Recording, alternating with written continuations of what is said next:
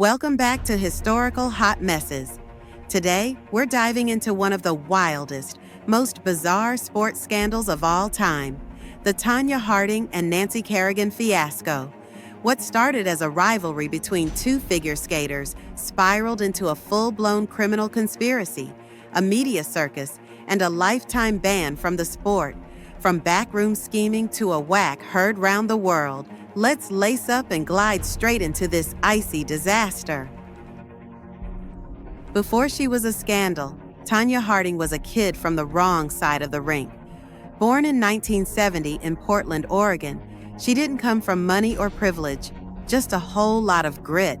While other skaters had private coaches and designer costumes, Tonya trained on borrowed ice time and stitched her own outfits.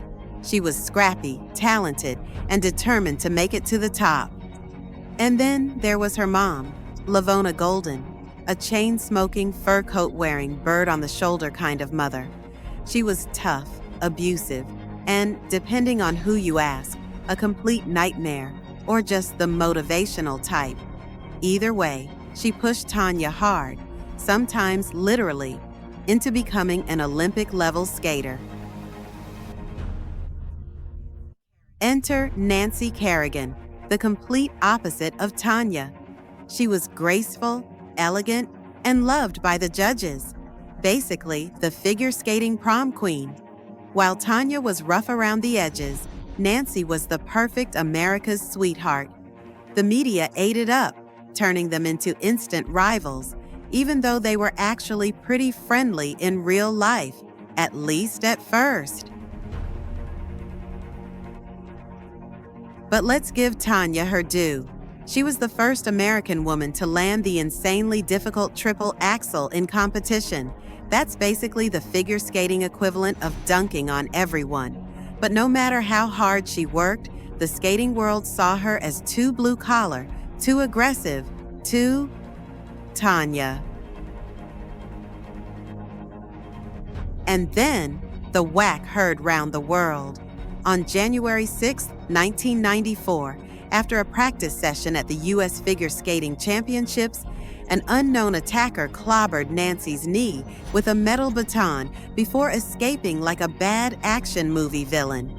Nancy was writhing in pain, screaming, "Why me?" and the entire world gasped.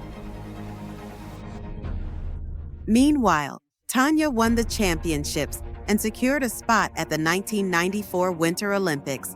But soon, suspicion started swirling like a badly executed spin. Who was behind the attack? And more importantly, was Tonya involved? It didn't take long for police to crack the case wide open.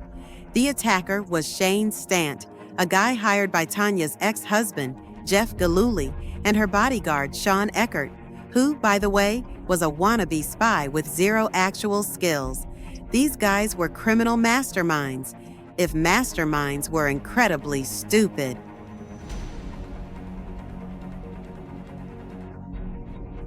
Jeff flipped on Tonya faster than an Olympic spin, cutting a plea deal and throwing her right under the bus.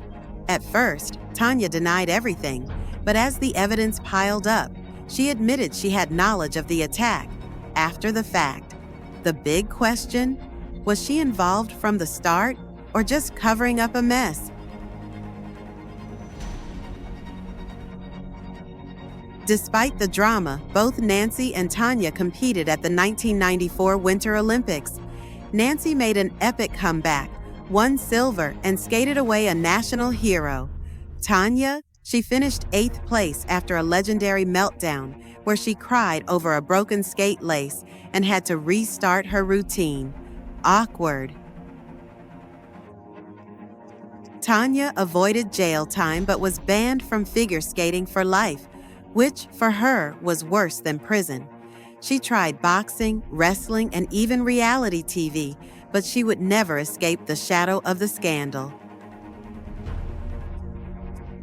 Nancy, meanwhile, cashed in on her comeback, securing endorsements, TV specials, and a lasting place as America's sweetheart. The skating world had picked its winner. So, what do we learn from the Tonya Harding scandal? 1. Rivalries can go way too far. 2. Maybe vet your criminal conspirators better. And 3. Some scandals never fade. They just keep skating on. Thanks for watching Historical Hot Messes.